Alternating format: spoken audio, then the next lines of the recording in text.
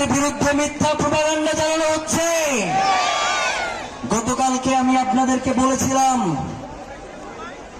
তারেক রহমান আসবেন শহীদ ওসমান হাদির কবর জিয়ারত করবার জন্য। আপনারা 12টার আগ পর্যন্ত কেউ এইখানে থাকবেন না। আপনারা সবাই কি আজিজ সুপার মার্কেটের সামনে দাঁড়িয়েছিলেন না?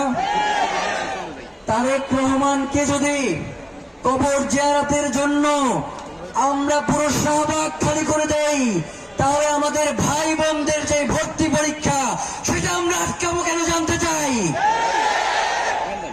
পরীক্ষা ছিল 3টায়, আমাদের পুরো টিম ঢাকা বিশ্ববিদ্যালয়ে ঢোকার যতগুলো রাস্তা ছিল তারা সব ওপেন করে দিয়েছে।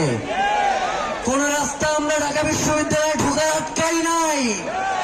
এরপরেও যারা আমাদেরকে এর জন্য দায়ী করতে চান, আমরা মনে করি তো হাদি ইস্যু থেকে আপনারা ঘটনা অন্যদিকে প্রবাহিত করার চেষ্টা করছেন।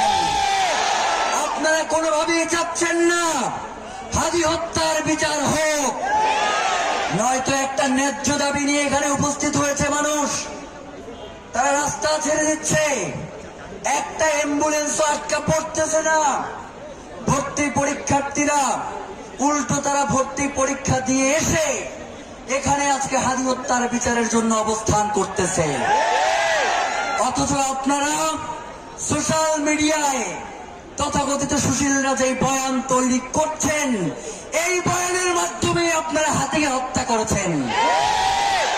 সুতরাং কোন ধরনের প্রপাগান্ডা, কোন ধরনের মিথ্যা কথা দিয়ে হাদিকে নাই করে দেয়া যাবে না। হাদি ছিল, হাদি আছে, হাদি থাকবে ইনশাআল্লাহ। প্রিয় ভাইয়েরা, এই যে এতগুলো মানুষ মাইকে যা বলতেছি, যা অনুরোধ করতেছি তাই শুনতেছে, এর থেকে শান্তিপূর্ণ প্রোগ্রাম বাংলাদেশে আরেকটা দেখান।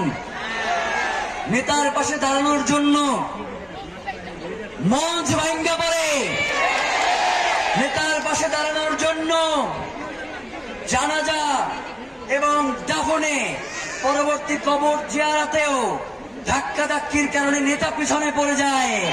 অথচ এইখানে এতগুলো মানুষ যারা শুধু এই মাইকে যেই কথা হচ্ছে সেই কথা তারা পালন করতেছে, আর আপনারা তাদেরকে মব স্টার বলেন, থাপ্পড়ায় ফালাইয়া দেব। প্রিয় ভাইয়েরা, এই শান্তিপূর্ণ প্রোগ্রাম ইনকিলাব মঞ্চ